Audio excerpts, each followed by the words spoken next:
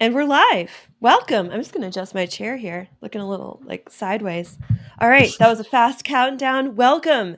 Welcome to the new year. Welcome to the new you.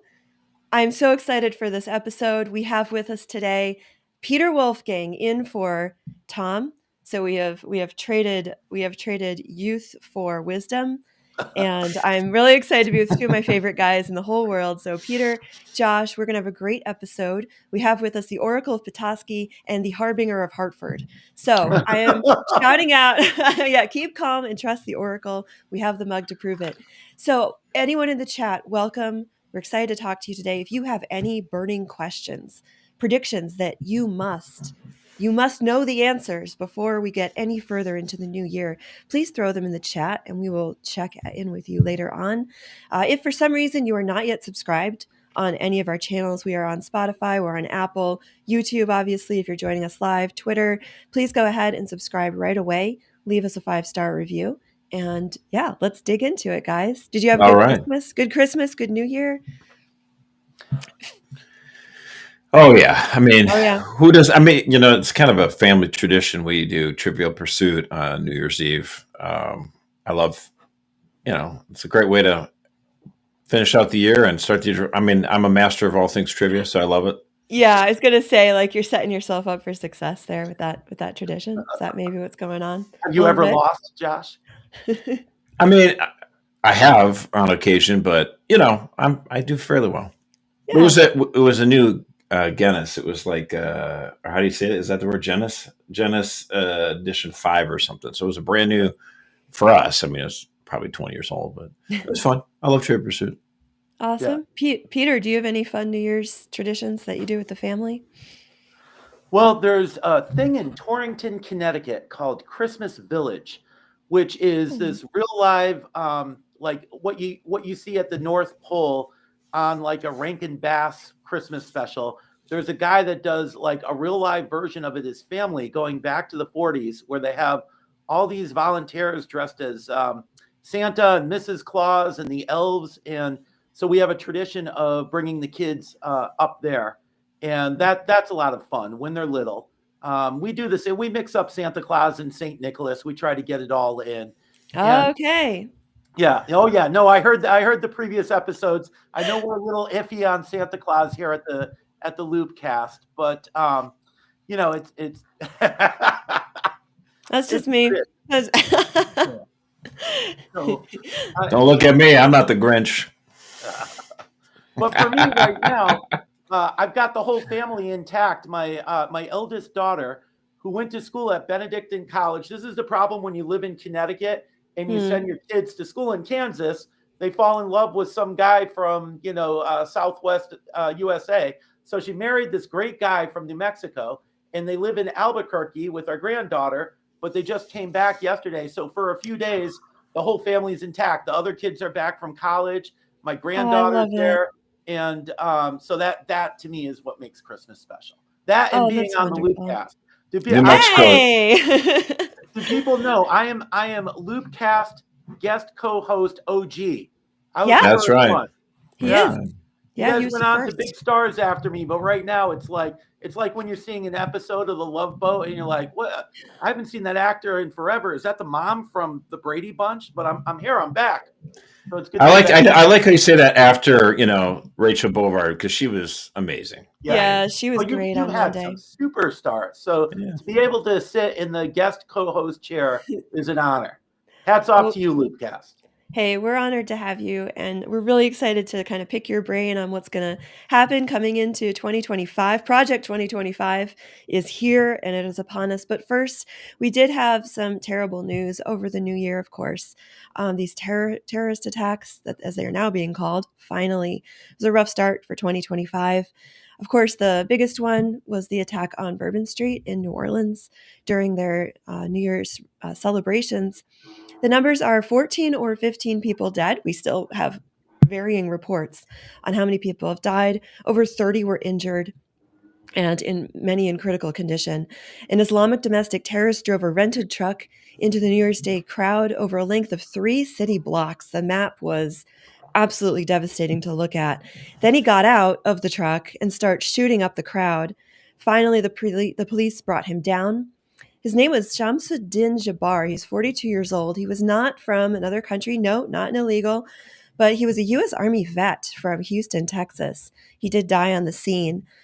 Even more disturbing, multiple IEDs were found around New Orleans, including one in the French Quarter, which was actually 2 devices right outside the Roman Catholic Cathedral in the French Quarter. This was reported by Raymond Arroyo almost right away. They were disarmed before they exploded. So this was certainly a terrorist attack. The man had an ISIS flag in his truck. He was an avowed follower of the Islamic State. He had posted on Facebook just about a month ago that he'd signed up with ISIS, and he was all in for all of their, goals and aspirations. The FBI, though, came out immediately, and the first FBI Assistant Special Agent in Charge, Alethea Duncan, in the first clip from their debriefing, the FBI, of course, is in charge. She goes, "This is not a terrorist event. What it is right now," and this is exactly what she said. "What it is right now is there are improvised explosive devices that was found, and we are working on confirming if it's a viable device or not." So just a ridiculous press conference, very convoluted. It's not a terrorist event. The New Orleans police superintendent, Ann Kirkpatrick, who held several DEI celebrations prior to Christmas, this is her full quote. Quote, "I would say that we want our community and our visitors to continue enjoying. There is so much to enjoy about New Orleans. So we are going to make sure that our routes and the Superdome are safe today for the game. And yeah, we had this tragic event, and we're sorry again to everyone in our community, but we do want you to just go about your day. Just stay away from Bourbon Street." It was a very strange thing. So, Josh and Peter, I would love to get your take on the FBI response here. Well, I first want to talk about the police response because I saw some videos right off of Bourbon Street where there's about 8 or 9 or 10 cops, and they heard about the alert, and they, as our first responders so often do, so wonderfully do, heroically do, they ran towards the fire, Sound, not in this case a fire, but towards the attack. They ran towards danger, and I'm actually, it breaks the heart because we're talking about 14, 15 people that were murdered. Right. It's not like, someone had a heart attack and his car ran off and killed some people. That would be a tragedy. These people were murdered in cold blood. There was the first one that was notified was this 18-year-old black young woman who just graduated from high school. And you're just like, your heart breaks. Another one was a football star from Princeton University that was killed. Yeah. He's only like 25 or so years old. A lot of people, you just think about how many decades they would have had it in front of them. They were cut short because of the bloodthirsty ideology that would send somebody to take their car and use it as a weapon and drive into traffic and murder so many people. And then he gets out and he starts shooting. Now, of course, this part, there's a silver lining, because when that murderer got out of his car and started shooting at the crowd, the police officers could then return fire and they extinguished his life, which is great because, and I don't mean this, callously, but if not for that, this guy would be spending his time in jail, and 20 or 30 years later, some Democratic president would commute his sentence. That's exactly what Joe Biden did with the Boston Marathon bomber. It's like, are we going to start to understand that there are people who are trying to kill us that mean us ill will? And there's something about the Western mind where we're so naive. We seem to be a slave to this concept of tolerance, niceness, political correctness. We aspire to assign to people the best motives always. And frankly, there are people who do not deserve it. People who carry the ISIS flag and consider that to be their banner, who have bloodlust on their hearts and minds. These are people that need to be kicked out of our society. And as always is the case, when something like this happens, we find out the FBI knew about this person. It drives me up the wall. Right. Peter, how about you? Do you see this as a sign that sort of the Islamist terrorism attacks that we've seen in Europe especially? So we've seen these kinds of this was very reminiscent of the attack in Germany where a car was driven through another Christmas celebration. We've seen rise of stabbings. Do you see this as a wake-up call for America that the same kind of forces are at work here?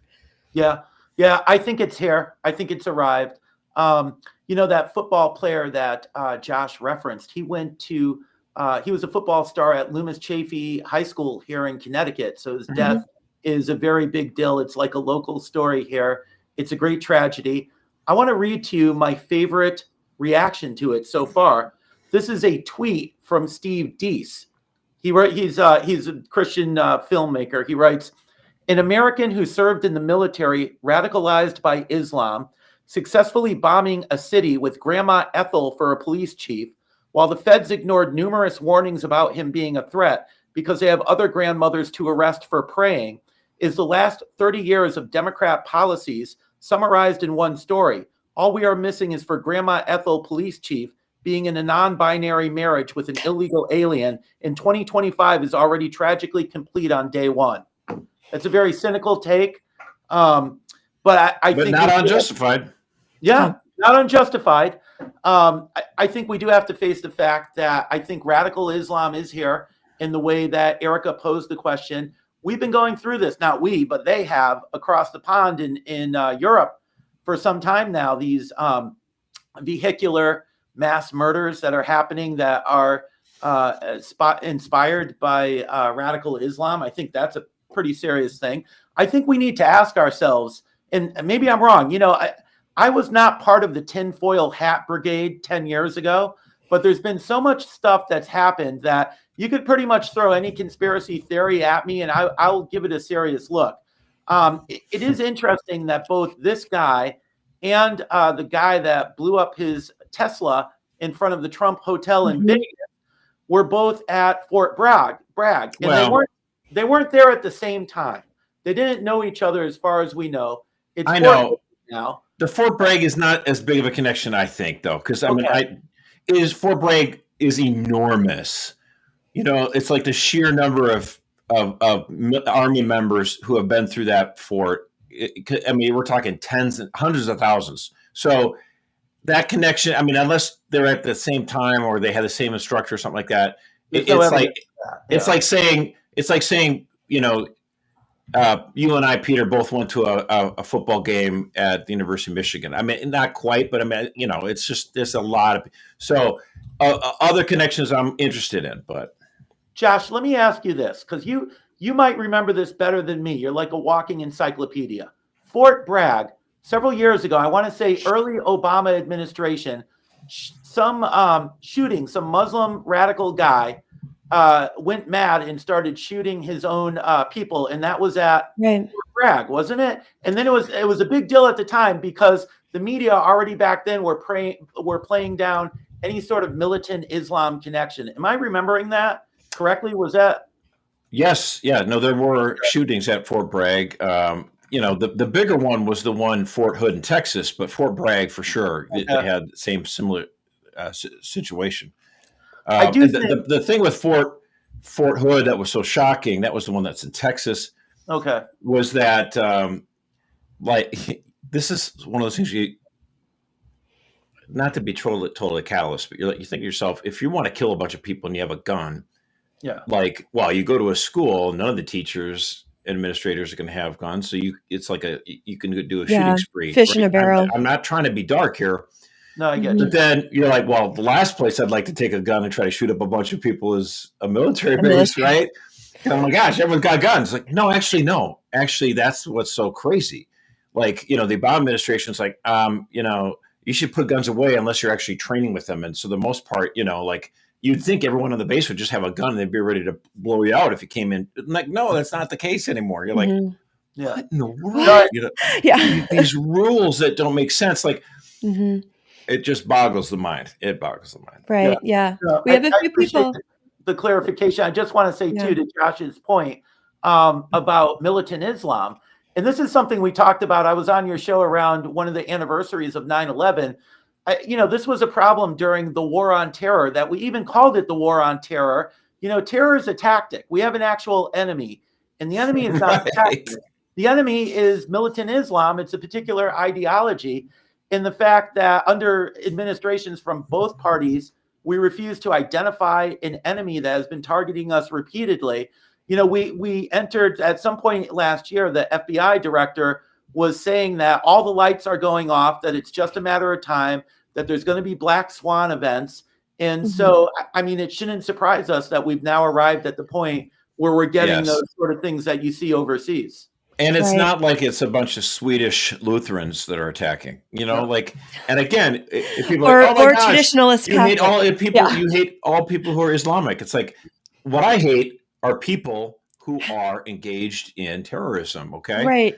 And murderers. And like the idea that you wouldn't attack somebody, like, okay, then in other words, what strikes me as funny is that anytime someone does something crazy in the name of Catholicism, even though it totally rejects the faith, like if they did some sort of bombing of an abortion clinic, and they say, like, see, now all you Catholics think like that. Like, right. But then some guy in the name of Allah, in the name of Islam, does some violent act of terrorism with an ISIS flag. And everyone's like, no, that just because he did that doesn't mean it's for everyone. Like, actually, I understand your point. But it does seem like they have a little bit bigger of a problem because they don't do enough cleaning of the house. And the big story, I think, actually, that this attack in New Orleans has helped surface is everything that's going on in the United Kingdom. Now, this is a story. I told my wife about this, and she just about her jaw dropped. She couldn't fathom that this was going on and it wasn't being reported. And if there's any parents out there that have the kids listening at this point, this would be the time to turn it off and wait. Rated R. The fact of the matter is, in the United Kingdom, you have a situation where there are these pockets in just about every major city in the United Kingdom. They're called groomer gangs, but they really ought to be called rape gangs. And I can't even believe this stuff. This Tommy Robinson is this hero for trying to bring the attention to this. But there have been 250,000 British girls, underage girls, who have been raped over the last 25 years. And the government, anytime anyone says, hey, wait a minute, there's a similarity between all the people that are perpetuating all these gangs. And the government's like, there's no relation. It's just random or whatever. And it's like, it's not random. I mean, look at the names. They don't have names like John, Henry, Alistair, whatever. They're all foreign nationals, and they are people who are obviously not good representatives of the Islamic faith, but that's what they claim to. And again, I'm not assigning that to people, but the fact of the matter is, you have terrorists, foreign nationals, who are raping girls, not just once, but several times a day over the course of years. This is like an ungodly crime against humanity. And it's happening, and I'm like stunned. It's not like it just started happening like a year or two ago. It's been going on for over 20 years. And if you bring it up, you're the one that's the problem there, because you're, against tolerance or you're Islamophobic. It's like, I'm not afraid of Islam, and I'm not against Islam per se. This is not Islam. This is people who are raping young girls. And if they're doing it in the name of Islam, then it doesn't matter. They should be, death penalty for all these guys. Get them out of here. Right. And expel all these people.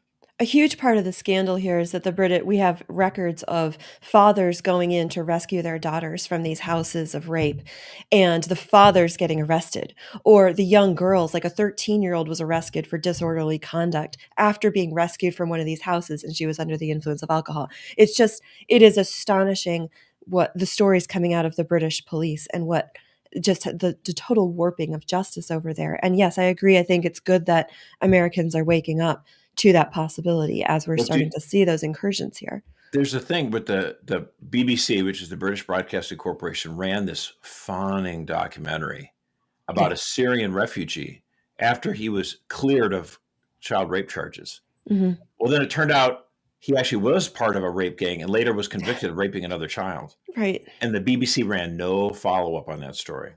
No self-correction. It's disgusting. I'm just I'm opening it up to speculation. I don't have an answer to my own question, but is there any motivation here for the people in charge that allow this stuff to happen besides ideological blindness, besides wokeness or political correctness, right? When it's millions coming over the border, we say they're doing it on purpose. It's almost like they're lying, like there's some rationale. What is the rationale in the UK for allowing this? Yeah, I mean, I talked about this with Ross Douthat actually on my interview with him, which was shortly after my interview with you, Peter, over at our Catholic Vote Education. You can check those out. And just talking about there's a cultural and a spiritual sickness that Europe is in the grip of that is truly suicidal in a way. There's a sort of like intense self-hatred by the elites of Europe, and this is sort of a very broad answer, right? I'm sure Josh has a more a smaller answer. But I think more broadly that Europe, UK in particular, since the world wars, have been in the grip of an elite that truly hates its own heritage. And as such, this welcoming of the mass migration as ostensibly as a solution for labor shortages or what have you, like we need these people to come and do the jobs that we won't do. But it's more than that. I think it is a civilizational kind of suicidal leaning that is bearing fruit, and we have to welcome everyone now. We hate ourselves so much. So that's my broad picture. Mercer, take it away. No, I think you're largely right. I mean, what's interesting about that too is that this is one of the actually secret ingredients to the success of Donald Trump understanding that this moment. Okay, so like we have so much of Western civilization, including in our own country, who have that sort of self-loathing of their own culture. And so Donald Trump gets out on stage and he comes up to the flag and he gives it a hug. Oh. Now, if you look at it from a proper standpoint of the etiquette of the flag over the course of 150 years or whatever, it's actually not really the right decorum to hug a flag per se. But what's interesting is the reaction to this. Like most people are like, ugh, that guy's so tacky. Oh my gosh. So corny. This guy's so cheesy. Everything America does is right. And or Hulk Hogan ripping the American flag shirt out, getting the flag. Yeah, that was. Yeah, it's like Hulk Hogan ripping the. Yeah. There are, again, it's this interesting point where you got a bunch of these, wine drinking moms from the suburbs who are just like, oh, he actually thinks we're not detestable. Like, doesn't he understand how we're so repellent? Mm-hmm. And like, again, to me, it's like, how do you look at your own country? How do you, like, I look at, okay, so Dances with Wolves comes out in 1989 or whatever. And we think, yeah, we kind of treated American Indians like garbage. And we kind of feel bad about that. I mean, they were also savages. Let's not forget that part. And we were out there playing picnic, patty cake here. But, Kumbaya. The idea behind it was that, we probably should have done that better. Just like, we really should have done it better with regards to slavery, and that kind of stuff. 100%. But that's not enough. The West, the Western intellectuals are trying to instill in us a deep hatred for our own culture. And we have to resist this. It's like, you know what? I do love my country. I do think she's a force for good in the world. And we do need to correct things from time to time, but I'm not going to spit in her face. This is my country. I love it. Here's what comes to mind listening to Josh. In a way, everything Josh just said, everything that we're talking about in relations to New Orleans, dovetails back to me to October 7th in the Israel-Gaza conflict.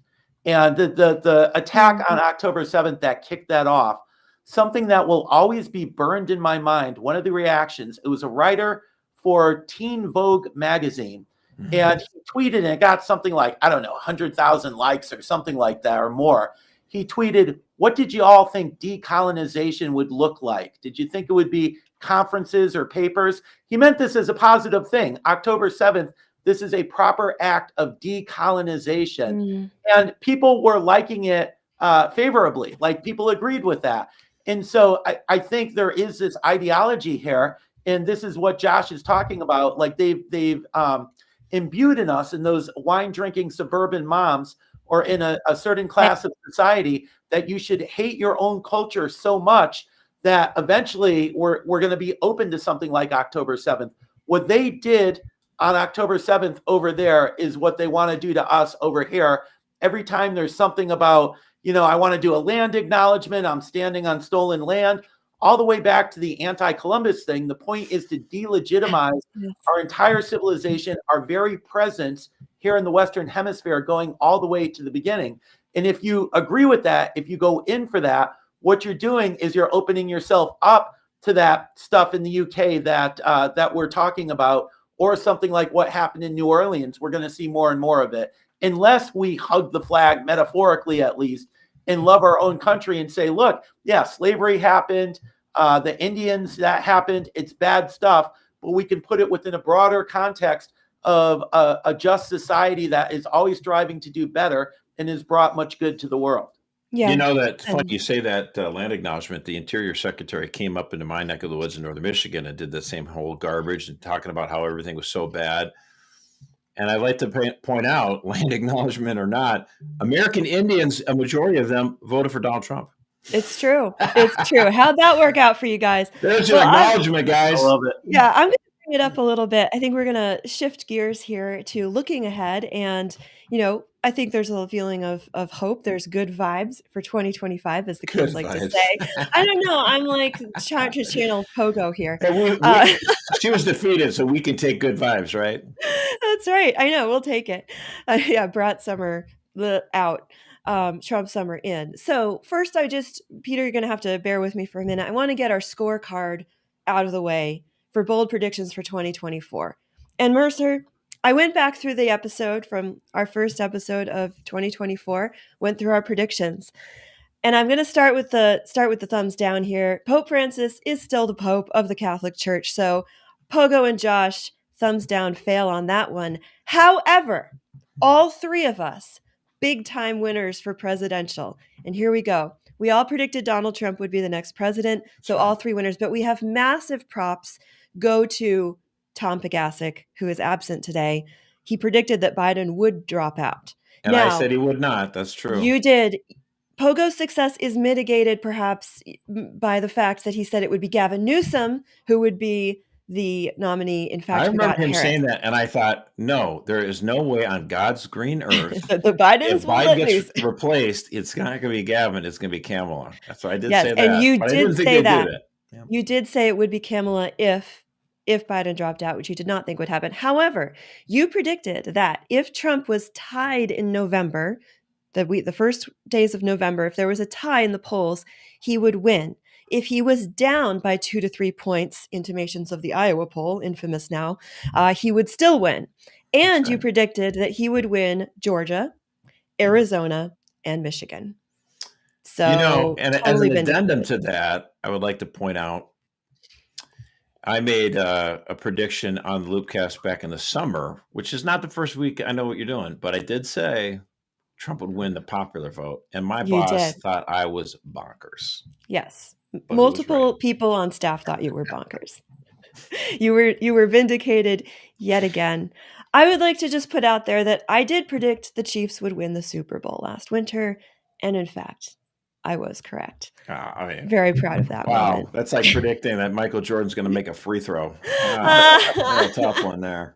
But I'm female, so I'm going to take the W on that. Oh my goodness! I remember Josh predicted both that Trump would win and that he would be convicted, and I'm like, how is that going to work? But both predictions came true. He got convicted and he still won. That's true. Yep.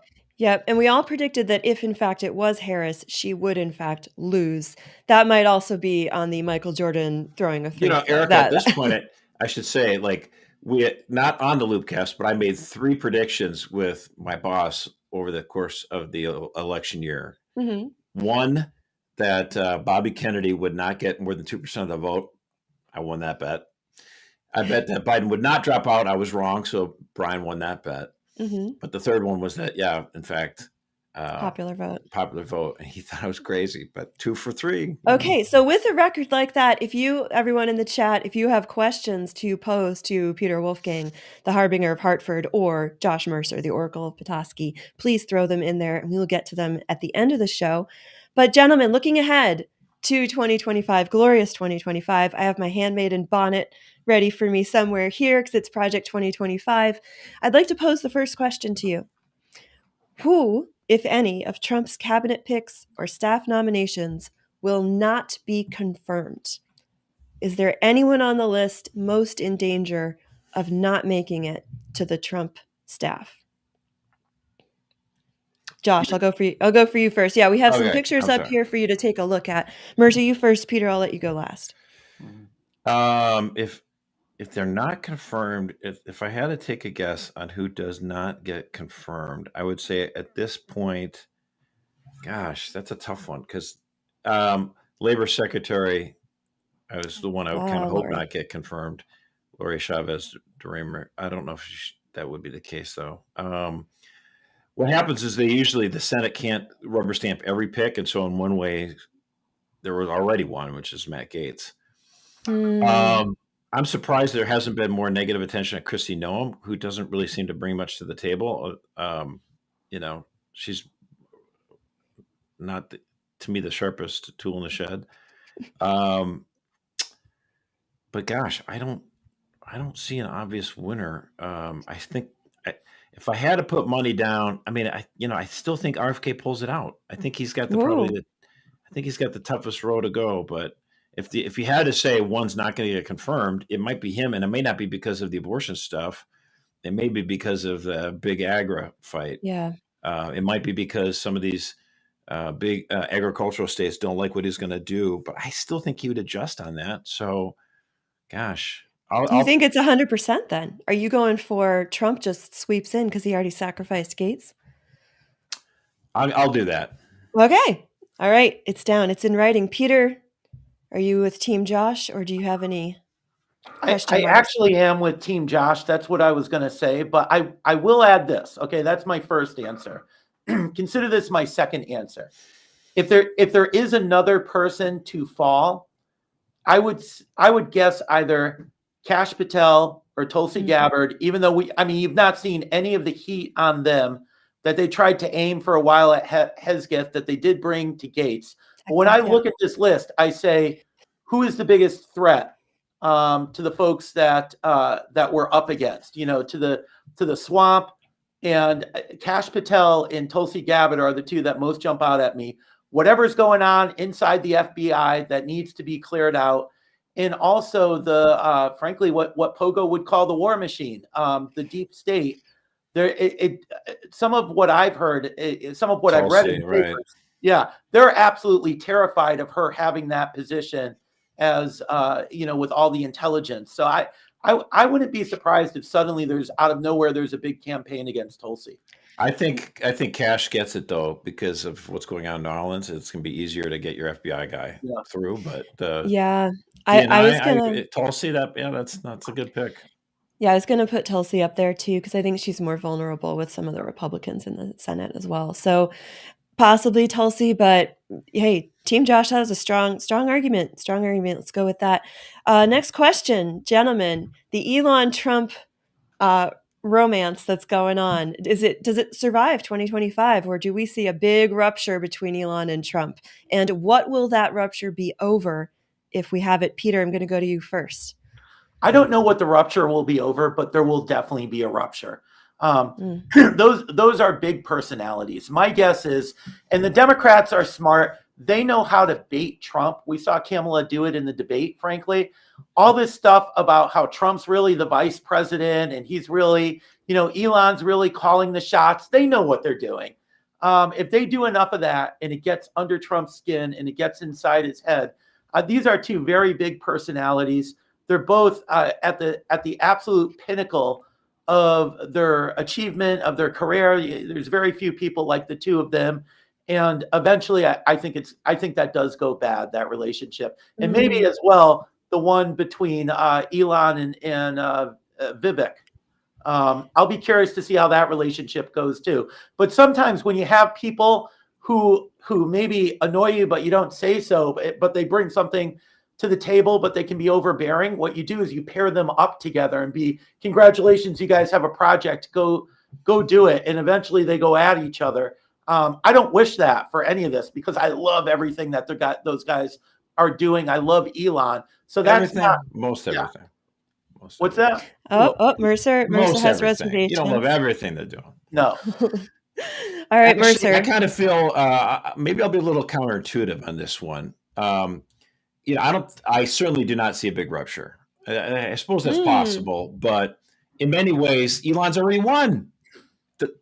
He telegraphed over the Christmas break the H-1B visa thing, and all the conservatives on Twitter were freaking out, like, no, this isn't what we fought. We don't want this. And Donald Trump's like, yeah, that's okay. I'm cool with the H-1B visas. He finally confirmed it yesterday.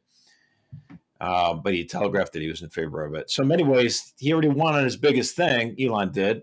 I mean, I still think there's opportunities for reform, and I think that's why Ted Cruz is really smart to be pushing it. Like, hey, we can have H-1B visas, but let's just kind of reform it so we're not talking about gas station operators and teachers like we can easily have American jobs for. But I think ultimately what's going to happen with this Doge committee, it's going to be a lot of fireworks and, this is so cool. And they're going to have their final report right around May 10th or something like that. And, this is great. And it's not going to do a damn thing. There's no way Congress is going to touch this with a 10-foot pole. They'll be like, I'm so disappointed to hear that. And they'll send it to the committee of we don't care. And Elon Musk is going to then be like, kind of bummed that Congress didn't do anything about it, and Trump will say, this is terrible, Congress, blah, blah, blah. And then Elon's going to get distracted by rocket ships and Mars and cars that run on electricity. He'll be on to the next big thing. And October, everyone will be like, Doge? What's Doge? So I'm the idea so that it's going to be this Don't big say that. blow up, I feel like, it's going to go out in a whimper. Ugh. I'm sad to hear that about Doge. I hope you were wrong, but you're probably right.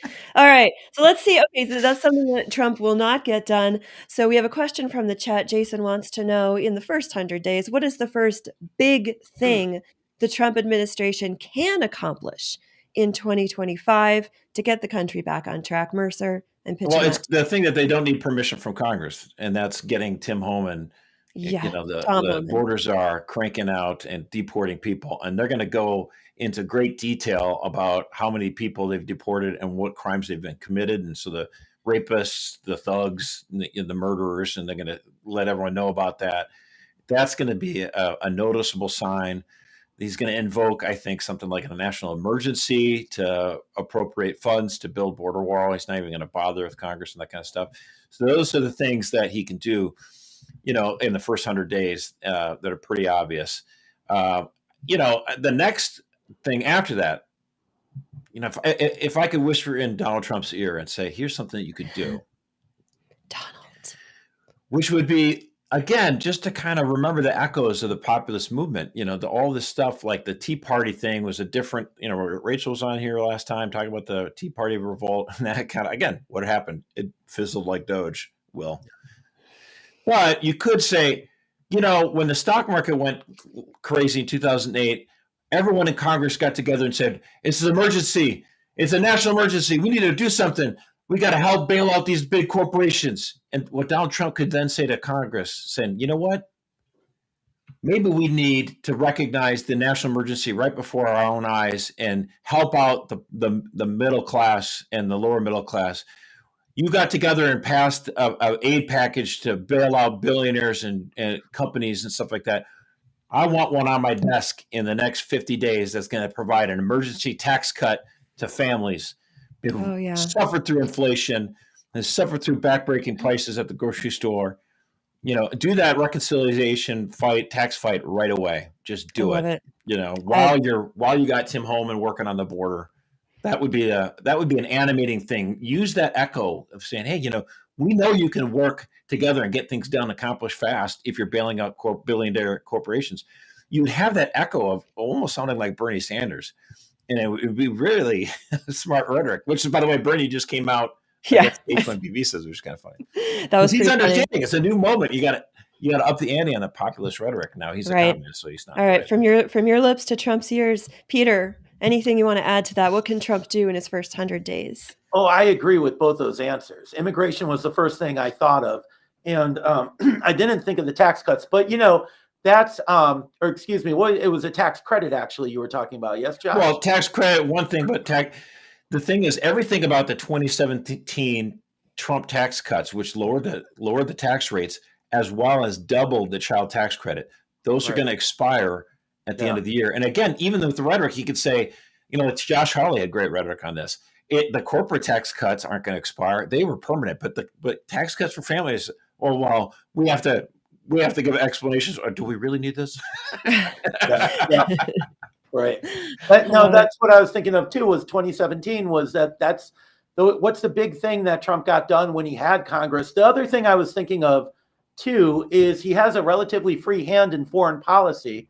That doesn't require as much oversight. So I'm wondering, I'd like to see him do some sort of like totally out of the box thing where, maybe he invites, and I'm not sure they'd be willing, but invites Putin and Zelensky to a conference and the three of them sit down. I could see him doing something crazy like that. I'm not sure they'd agree to it, but I wouldn't be surprised if we see some sort of like shocking breakthrough in the Russia-Ukraine thing.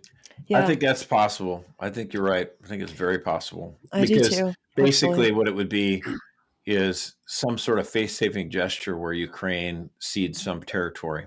Right. And it's like, it's better to cut off your arm than to keep fighting like this. 100%. All right. Another question from the chat. Does Speaker Johnson hang on in about an hour from now? Yeah, I know. Yeah. Literally, they're gonna convene the new Congress, and with the Republicans will as we speak, the they're Senate swearing in 18 senators minutes from we're recording, and then the House stays in Republican hands, smaller majority, and they'll have a first vote for Speaker, and Mike Johnson will not win that first vote, and then they'll have a second vote. And he probably won't win that one either. I think it'll be about the third vote, and then everyone will be like, "Okay, we've gone through this. You've done your I'm holier than thou," and let the Chip Roys and the Tom Masseys. I like Tom Massey. I'm not. Yeah, I like him too. But it's like super pro-life. You do know how math works here. The Senate, on the Senate side of things, they get together as a caucus. They call it a conference, the Republican side, and they find out who's our leader. Okay, that's the leader, and then that's just the leader. But that's not the way. The Speaker is a constitutional office, and it's elected by a majority. Everyone gets to vote at the same time. And so if you don't, you could have a situation where the Democrats could try to pull a few Republicans. I don't think that's likely. And try to elect somebody. That's always the worry. Like Hakeem Jeffries is the Speaker of the House. Yeah. I don't think that's going to happen, obviously. But I do think it's Mike Johnson's going to get reelected Speaker, but it might be a third ballot. So on the third ballot, much like Pope Francis was on the third ballot, I believe. So Habemus Oratorum in the House in the next hour or so. Speaking of the Pope, I'm sorry, Mercer, but we have multiple people asking in the chat. Peter, I'm going to go to you. Last year, we had a prediction. Actually, for the last 2 years running, Mercer has predicted we will have a new Pope in the new year. How about you? Any thoughts on big news in the church in 2025? What are you looking at?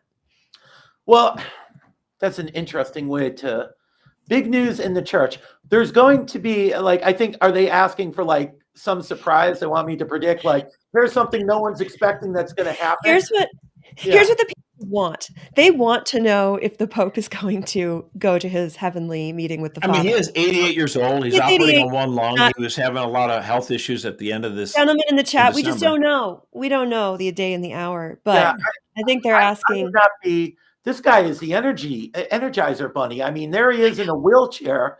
Like Josh said, he's down to one lung. He's always been down to one lung the whole time he's been Pope, but the guy just keeps on going. I would not be at all surprised if he's still there a year from now. The more interesting speculation to me is what course, assuming that we still have Pope Francis a year from now, what course does this next year of the Francis pontificate take? That to me is the more interesting question. If you just assume that, okay, we're not going to have a turnover in popes, but this Pope, just recently, he gave a gangbuster of a speech on the life issue. And even the Associated Press was what's going, in his early years, he was downplaying this. He was like, oh, we need to get over this stuff. And now he's actually talking about it more. And, Pope Francis, we're now 12 years in March into this thing. And I can still not get like a beat on this guy. He's all over the map and he can surprise you sometimes. And I guess my question is, does he continue doing things that drive folks like us crazy? Or does he move in a surprisingly more conservative direction? I think when he was on with non-progressive. A non-progressive. That's a better way of putting it. Thank you. Does he continue to move in a non-progressive direction? I wonder if we could see that. Was it Pius IX, who we remember as Papa No-No, right? And he was the guy that gave us the what was it, Erica, where he shot down all of modernity. He was against democracy. The anathemas. Yeah. All right. Vatican I. That guy started off as he was considered progressive at the beginning of his pontificate, and he as the years went on, he just got cranky. He was like, no. The more interesting question is, can Pope Francis surprise us? And the other question is, he's supposed to be the Pope of surprises. And then the other question is, when he does go to his reward, whether it's this year or next year or some other year, who's going to be more disappointed? I think everybody's going to be disappointed for various reasons about the Francis pontificate. I think there's a case to be made that the folks on the left, on the Catholic left, are going to be even more disappointed than we are, because they thought a lot of things that were going to happen because of his rhetoric and the way he carried himself, the way he was presented, that actually didn't happen. And he himself would actually, when push came to shove, he would always kind of pull back, even if he was the guy who was bringing push to shove. With the synod and all that. The women, deacons, and ordination and priesthood. Yeah, that was this past year. I could see him when he goes to his reward. The folks at the National Catholic Reporter are actually going to be angrier than us. That's a prediction. Yep. Okay, but I agree with that prediction. But the problem is that would be an unjustified reaction, because the fact of the matter is, given the state of our culture and in the world and civilization and everything like that, the left, the Catholic left, wins by default. And we had, with Pope John Paul II and Pope Benedict, two shepherds that were trying their best to reform the church, re-energize the laity, get the liturgy back on the right path that's somewhat clunky, try to turn around this important reform of the reform, right? Mm-hmm. And then it got forestalled. It just died on the vine over the last 12 years, obviously, because of Francis. And therefore, the Catholic left was so excited by Francis, we're gonna transform this church in so many ways, and so their aspirations were so sky high, and they feel deflated now. And you're still winning just by default. My biggest thing about Francis, why do you get so cranky about him? It's there's so much renewal and so much reform of this church that needs to continue to happen. And it's just been put on pause. And in fact, going the wrong direction, So I can't help but think of the Ratzinger report, that book-long interview that came out in 1984 when Ratzinger he became Pope Benedict XVI. And he talked about this kind of, restoration. And people are like, what do you mean restoration? You want to go back to things where in the 1950s? And he's like, no. 50's not good. So he clarified his remarks. I mean reform in the truest sense, moving towards the end of history when Christ comes back. There's no wanting to rewind history. We want a true reform. And in fact, he made the point that it's often the people who cling strongest to this is the way it needs to be are people who actually love the way things are, and they're not reformists. They're and anyway. So I agree with you with what you're saying in earthly terms. I want to offer an alternative viewpoint regarding what the long-term effect of the Francis pontificate will be. And I may be wrong, but look, we know ultimately God's in charge here. And if I still had hair left, I'd be ripping it out over things about this pontificate for the same reason you would, Josh. And neither of us have to worry about that. But let me say this about that. There was a priest, I'm probably mispronouncing his name. I bet Erica knows who I'm talking about. A Father Wynandy. I think he's a Catholic friar. And he was the theological expert for the U.S. Catholic Conference of Catholic bishops. He was the bishop's theological expert, and Pope Francis sacked him. And the reason Pope Francis made the bishops get rid of him was a few years into the Francis pontificate, he wrote this letter. He wrote this open letter to Pope Francis that I thought was, after all the ink that has been spilled trying to understand the Francis pontificate, this remains to me the single best thing anyone ever wrote. When you try to think about this in terms of from a perspective of eternity, like, why is this happening? The very end of that letter is what I'm talking about. The last paragraph or two, Wynandy said, I ask myself why Jesus is allowing this. And he's addressing the Holy Father directly. He's saying, the only thing I can think of is that your pontificate is allowing people inside the church, even bishops, to come forward and reveal their previous hidden darkness so that there can be some sort of purification afterwards. Now, I don't know that we would know the things we know about the Bishop of San Diego, the Cardinal of Chicago, a lot of the stuff inside the church where they just put it out there. Who am I thinking of is the Bishop of San Diego, Erica, where, they want the church to flat out change its teaching on homosexuality. Would they be putting that out there? Would they be saying Cardinal that? McElroy, right? McElroy. Yeah. McElroy. If they didn't feel safe, Cardinal Tobin in New Jersey, if they didn't feel safe, if they didn't feel like they could say that because Francis is in Rome, if we get a Pius XIII after Francis or someone like that, all of this stuff has been exposed. Whereas, frankly, if we had, I don't know, another 10 years of Benedict or someone like him, a lot of this stuff would be hidden. And I think, frankly, it had to be exposed. And this maybe, I'm trying to look big picture here from God's perspective, maybe this is why this was allowed to happen. I think Wynandy is onto this, that there's a lot of darkness in the church that has been exposed because of the Francis pontificate unintentionally. And maybe there will be the house cleaning and then a truer reform than we would have had, even if we had another 10 years of Benedict or someone like him, like John Paul II. We needed to have our nose rubbed in it, how bad it really is. Mm-hmm. Well, there's the element of it too that, like, I like the idea of it of viewpoints being surfaced, because before that, there were people that said, I kind of feel like you think this. I'm like, well, no. And we played this dance, the song and dance where, oh, you're just a crank. Why would you say I think that? You may have a good point there. We'll see. Yeah. Now it's all out in the open. Yeah, always, like, sunlight is the best disinfectant, so there's something to that. All right, we're gonna before we go into Twilight Zone, we have a quick rapid fire game for you guys. We're gonna play in or out.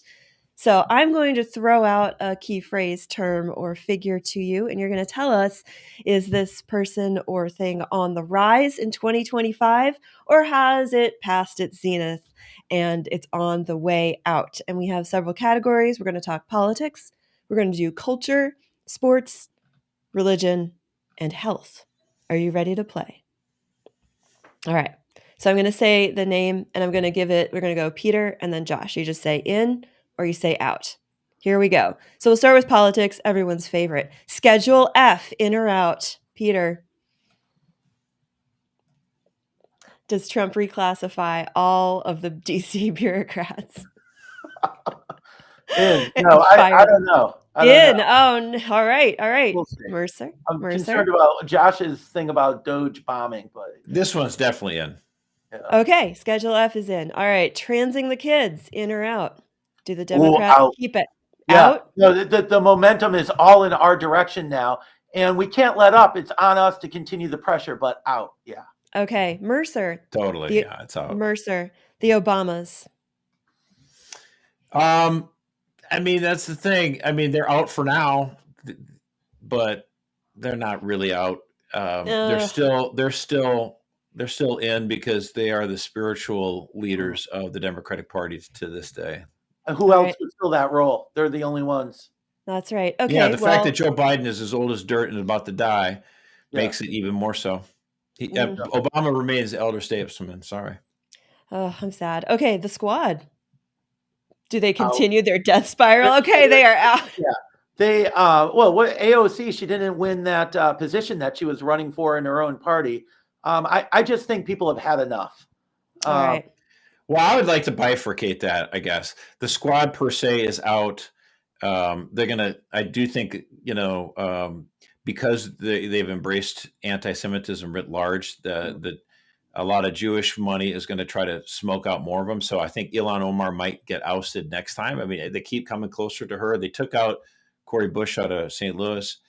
So I do think they'll pick off a few more of the more radical ones. AOC, though, I disagree with you, despite the fact that she lost, a vote for whatever committee chair, and not a committee chair, but some sort of conference thing. They went with the other older guy, Gerald Connolly or whatever. Like, her stock is still on the rise, so she's still in. She's still in? Okay. How about ICE? Is ICE in or out? ICE is in, baby. We're going to see a lot more of ICE. ICE, baby. Ice, baby. We like it. All right, Vladimir Putin. I guess I'll say it's an end because he'll have won. They'll get to a peace. He'll get a little bit more territory. He'll quote, I still think it's a Pyrrhic victory. I mean, this is the thing I keep trying to say. Why are we so involved in Ukraine? There's some people saying it makes no sense at all. And I'm like, I think it actually I don't favor it, but I at least understand why. It's to drain the Russian treasury. But I guess it's like a little uncouth to say that. But that's so in that sense, he wins because Ukraine gives up a piece of its territory and he gets a little bit more and he feels like he's bringing back the band. Like it's, if I keep trying hard enough, it's going to be in 1980s all over again. Like, it's not, buddy. So he's really out, but he feels like it's an in. Putin, I'm going to say he's in. He is such a wily player. He has been dealt a weak hand and he plays it as well as anyone possibly could, given the hand he's been dealt. The BRICS, getting with China, getting with North Korea, trying to build some sort of alternative alliance to the U.S.-led world order. That guy's a survivor. Oh my gosh. He is. He's still around. It's amazing. All right, moving on to cultural figures here. So you're going to love this one. Peter, you have young daughters. You do too, Josh. Taylor Swift and Travis Kelce, in or out? Do they make it to the altar? I'm going to vote for yes, because I'm a romantic at heart. And I don't know if any of you guys read Patricia Snow's article in First Yes. about Taylor Swift. Shout out. But I'm rooting for a happy ending there. I mean, because of my daughters, because all of female humanity follows everything this woman does. I want it to end well. Okay, all right. I think the charade continues for a little bit longer because they're both making money from this, but I don't see them. I'm going to put them down for an out because eventually they'll just get sick of it. Okay, Cybertrucks, in or out? Those things are. They had a rough week. They're so bizarre looking. They're so sci-fi. I can't. I'll say. All right, they're out. I'll say out too. Although every time I see one drive by, there's one in my little town. I'm like, what? No, it's just so arresting to see it. Like, what is the deal with this? Like you're in a Mad Max movie or something. But that's why the person bought it. Yeah, that person bought it because he had a ton of money and he wants everyone to look at me. Yep. And you do. You look at them. And you do, but that's not a viable long-term strategy. Conspicuousconsumption.com going on there. Okay, Daily Wire Plus, in or out? Have they reached their peak and they're down, or are they going to recover from firing all their women? I think, yeah. Not all their women. They still got that girl, Reagan. Yeah. No, don't they still have Mary Margaret Olohan? Oh, they have it. Yeah. I meant like their show personality females. Oh, the Brett Cooper and Candace. Okay, yeah. Well, what do you think, Peter? Yeah, I don't agree with all the choices that they've made, as Erica just alluded to. But I think the Daily Wire, I'd say in. I think they just go from strength to strength. I don't think there's really anything else quite like the Daily Wire out there on the media landscape. I think alternative media in general, alternatives to the mainstream are just going to continue to grow while legacy outlets just continue to shrink. So I say in. Yeah, I say in too. They cleared 2023. That was their biggest thing. Having done that, they made it. And so 2024 was a good year for them overall, despite some hiccups here and there. Mm-hmm. Am I racist? No.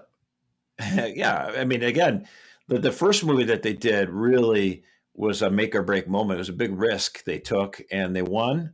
And so at this point, they're locked and loaded. They're good to go. I like them. God bless them. Matt Walsh has contributed in a massive way to the benefit of our country through what he's done exposing the trans movement. There's a lot of other people that are involved with this who deserve credit, like, Abby Schreier, all that stuff, the books and everything. I'm not trying, but he probably did the most, I think, to elevate it. Right. We have the SCOTUS case in large part because of his work in Tennessee. This is phenomenal. Okay, moving on to sports. This one's for you, Pogo, if you're listening. Detroit Lions, in or out, Mercer? They're going to lose to my Vikings on Sunday night. The Vikings will have the number 1 seed, and they will probably end up having to play the Lions in the NFC conference thing to see who goes to the Super Bowl. And Pogo will have to beat your team second time this month, and the Vikings will end up in the Super Bowl. They'll probably lose to the Chiefs. Yep. But I'm still dreaming of a Vikings-Bills Super Bowl, so at least one of those teams got a ring. And then the Vikings will finally get to the promised land a year later and end their 60-year drought. We've never won the Super Bowl. It will come. We'll get closer this year. We won't get it this year, but it'll be in 1 year from now when we finally win the Super Bowl. So the Vikings will beat the Lions to the Super Bowl. Yeah, to winning the Super Bowl. They can't play in the Super Bowl, but yeah, they'll. The Lions will be shut out of the Super Bowl because of my Vikings. Okay, sorry, all Pogo. right. I like it. Peter, I'm going to give you a religion one. How about the Hallow app? In or out this year? I'm going to argue out. I'm going to say out. Okay. I think there comes a point where, and look, I mean, it's huge. I know tons of people who use it. I know Protestants who use it. Everybody loves the Hallow app, but I do wonder if there comes a point. In fact, there's a guy at my parish in Waterbury who's like somewhere in the top echelons of the Hallow app thing. But I wonder if there comes a point where where they meet the limits of that sort of business model of bringing in celebrities, and there's been they've run into some difficulty with some of those personalities in terms of a PR thing, and I wonder if eventually the Hallow app runs its course, or at least starts to decline a little. I don't know if it's the celebrity thing is an interesting thing about that. I guess part of the problem too is that, can it sustain being, whether or not they did the celebrity stuff? It's like a lot of New Year's resolutions. Like, do you stick with them? Yeah. And so, like, the Hallow app has there are people who use it every day of the year and they've stuck with it and they're tried and true all year round. But there's a lot of people who sign up for it in Lent or part of a New Year's thing, and maybe they don't stick around for the 4th or 5th month. So, that's not. I think what they offer a great product. So I'm not trying to say anything bad by it, and bless their work. I disagree with some of their celebrity stuff, but overall, I feel like their heart's in the right place. I think they're just running against, man is a fallen creature, and amen. It's hard to get into those habits, and stick with something that's good for you. But we'll see. It's true. Moving on to Maha, Make America Healthy Again. In or out? Oh, where do I want to go with first? In or out bird flu? Well, okay. I don't know about the bird flu thing. I think we're primed to be now. We're not going to fall for this kind of stuff. Yeah. We're not going to put the mask on. We're not going to buy, especially Trump won't a second time around. No, this is garbage. Forget this. But to Maha, I do want to touch on that.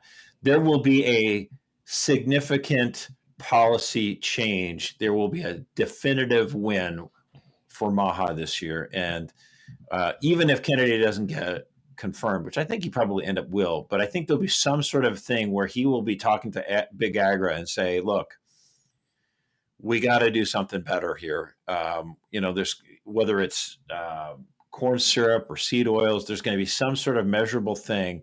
They're going to study something. There's going to be a lot of progress that's going to be made. Some of it, there's going to be some short-term victories and other ones that are going to take a while to bake. But I think it's going to be a good thing for Maha for sure this year. Awesome. I feel about Maha the way you feel about Doge. I wonder if it ends up not amounting to as much as its supporters hope. I don't know. It just seems there's some serious entrenched interest there. But maybe. Let me tell you what, it's easy because you don't need an act of Congress Doge needs Congress, and then you start fighting about, I don't want to cut this, I don't want to cut that, unless you do a blue ribbon panel kind of stuff like they did for the base closings in the 90s. Unless you do something like that for federal spending, you're never going to really get rid of it. But on the Maha stuff, you have the ability for Trump and his appointments to kind of say, well, we're going to ban red number 5, we're going to ban orange number whatever, all these different things.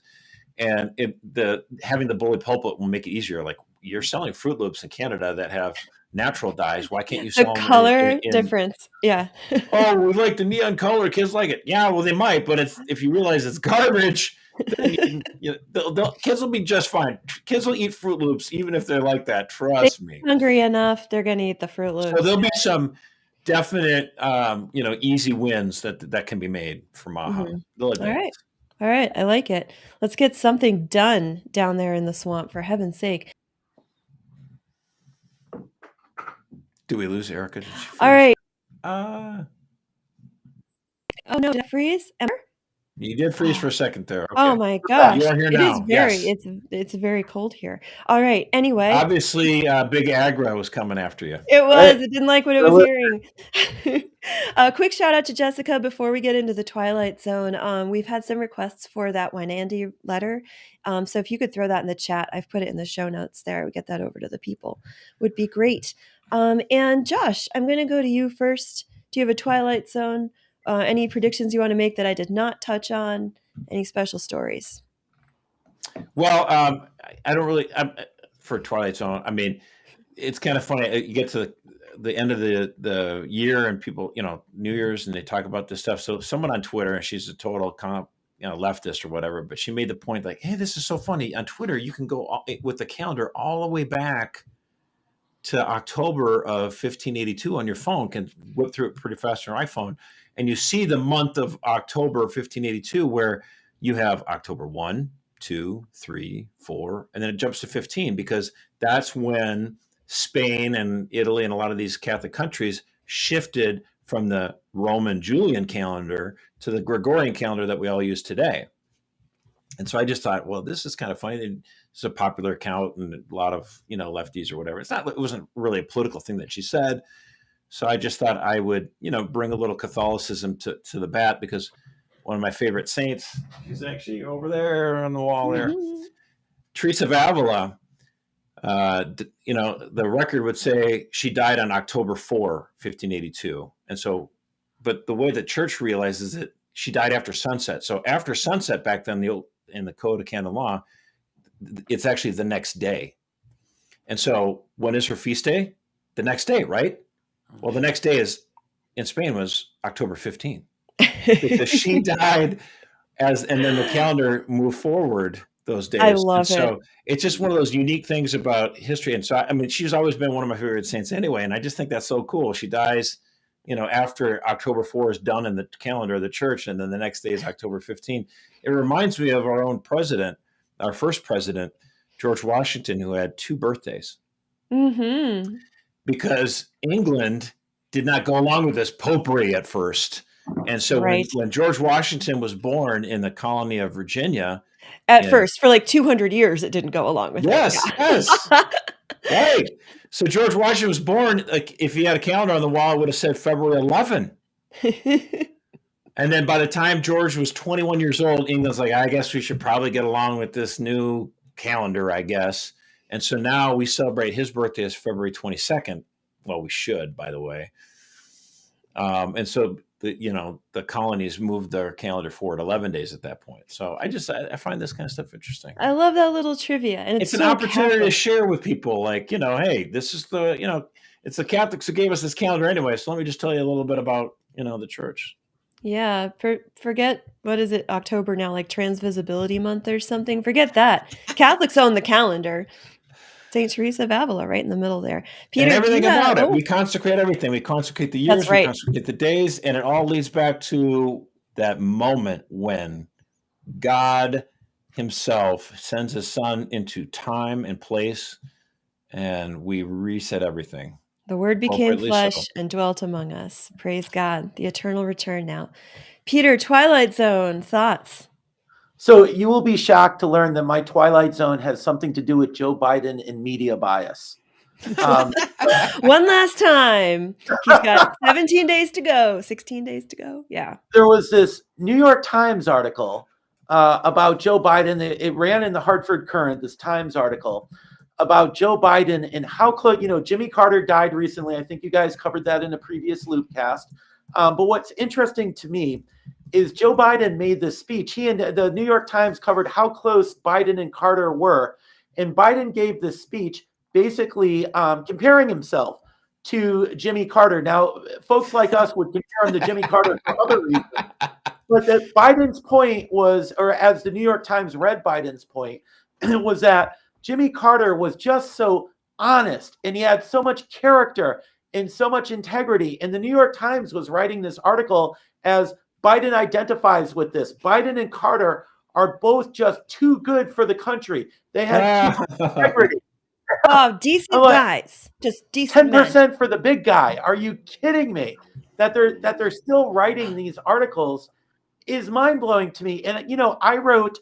I've got, in addition to being the head of Family Institute, I got a few writing gigs on the side. One of them is for a website called The Stream. And I wrote my own take on Jimmy Carter's death. And I could not help but note the difference between the media environment under Jimmy Carter and the media environment under Joe Biden, where back in Jimmy Carter's day, and the media was left-leaning then, it was my whole life. But back then, they told it like it was. If a Democrat incumbent president was doing a lousy job for the country, the media would put it all out there. And so the Iranian hostage crisis and the energy crisis and everything else bad that happened under Jimmy Carter, the press would put it right out there. Whereas now if anything bad happens, it's a Republicans pounce story. Like, oh, Joe Biden did something bad. How are the Republicans going to use this to stir up their base? And you see it in this New York Times article where they cannot bring themselves to say, look, Joe Biden's record on integrity, even if you don't like Jimmy Carter as a president, is nothing like Jimmy Carter's. It's a preposterous comparison, but they're all just mouthpieces for the regime now, and it just blows my mind. Well, oh my gosh. I can't help. So we didn't have a chance to really talk about Jimmy Carter before. I guess I was not on the episode we had it last, and everyone just like speaks so lovingly about him. Like, he's such a nice guy. He built homes for Habitat for Humanity, and isn't that nice? I mean, yes, good. That's great. That's nice. Of course, he put a lot of people out of their houses because he ruined their economy. But yeah, he built some houses for some poor people. That's good. However, this idea that he's just the nicest guy ever. Like, first of all, we have to make a dichotomy. Like, would you rather have Jimmy Carter as a neighbor because he's nicer and a good person, or Donald Trump because he's kind of a jerk and he might cheat on his wife? Like, okay, you know what? I get you. But let's not forget Jimmy Carter, like this idea that he's like the greatest saint. It's a bunch of crap. The fact of the matter is, we've been very critical of George W. Bush and what he did with the Iraq War, understandably so. But when we talk about George Bush Sr., he did a great job of getting an international coalition together to expel Iraq out of Kuwait, because like, we should just not be invading other countries. This is dumb. And George H. Bush was able to get Arabic countries to agree to this. And it wasn't just what his son eventually did, go alone. It was like, okay, can I have bases in Saudi Arabia? Can we do this together? Like, we need to realize we shouldn't do this. Jimmy Carter was sending letters to Arabic countries at that time to try to convince them not to work with the United States of America. Yeah. Now, if that's not treason, as Scott Jennings says, it's borderline. Right. I find it reprehensible to be against your own country like that. Yeah. And I brought that up on I think the trope on Monday in the mainstream media was, well, maybe his presidency wasn't so great, but afterwards, man, he was just awesome. And he's such a peacemaker, great guy. And I'm looking at the record thinking, I mean, he went behind the Clintons back to North Korea and met with the guy and CNN and did this media stuff. I mean, I think he had a Messiah complex that was just so in the keeping of the Woodrow definite Wilson Messiah, mindset. definite pride. Yeah, I was, Lord have mercy, pray for his soul. But all this, he was so great after being president. No, Yep. Yeah. read your history. All right, that brings us to my Twilight Zone in the vein of don't let the door hit you on the way out, Joe Biden. So I'm going to keep going on Peter's riff here. Biden announced we've had the pardon of Hunter for anything he may have done since he was conceived in the womb. And then we had the sending missiles into Russia, okaying Ukraine sending U.S. missiles into Russia. What else has he done? He announced that he, in his last days, is awarding the Presidential Citizens Medal to Representative Benny Thompson and former Representative Liz Cheney for their work on the January 6th committee. And I mean, it's so predictable and so corrupt. It just makes me so angry. It's right up there with the pictures being released of him with Hunter and the Chinese business associates being released by the National Archives last week. These people, what they did on that committee, it was such a sham, such a show trial, and that they're just being lauded as these heroes across the board. It makes me sick. So again, don't let the door hit you on the way out, Joe. Decency for the win. Let's give a medal to Liz Cheney. Totally on brand. Well, Anyway. and again, I just can't help but think, Benny Thompson objected to the certification of the 2004 election. Let's just let that Oh, wait, out. an election denier? Is that Yeah. what? Oh, that's right. Give him a medal. Give him a medal because it was the right election to deny. Good job, Benny. All right. We've gone overtime here. Thank you for sticking with us. Peter, it was a delight to have you on as always. Again, two of my favorite guys, the bald and the beautiful. Mercer taking the beauty spot right in the middle there, Okay. Jessica. All right. I saw that. Right. He looks great in green, people. That's what we hear from the ladies. Okay. If you have not yet, again, please subscribe. Give us a big thumbs up. If you want to get in touch with us, you can email Pogo. So he has a nice fat inbox when he gets back. Info at LOOPcast, right? .org. Is that the right one? Someone put the email up there. Info at loopcast.org, and let us know what you think we should discuss next week. We'd love to hear from you. But most of all, please pray for us. Pray that our words of our mouths, meditations of our heart will be acceptable in the Lord's sight. And as always, St. Thomas More, St. Fidelis, and Our Lady of Guadalupe, pray for us, and blessed New Year to all of you. Merry Christmas. Over and out.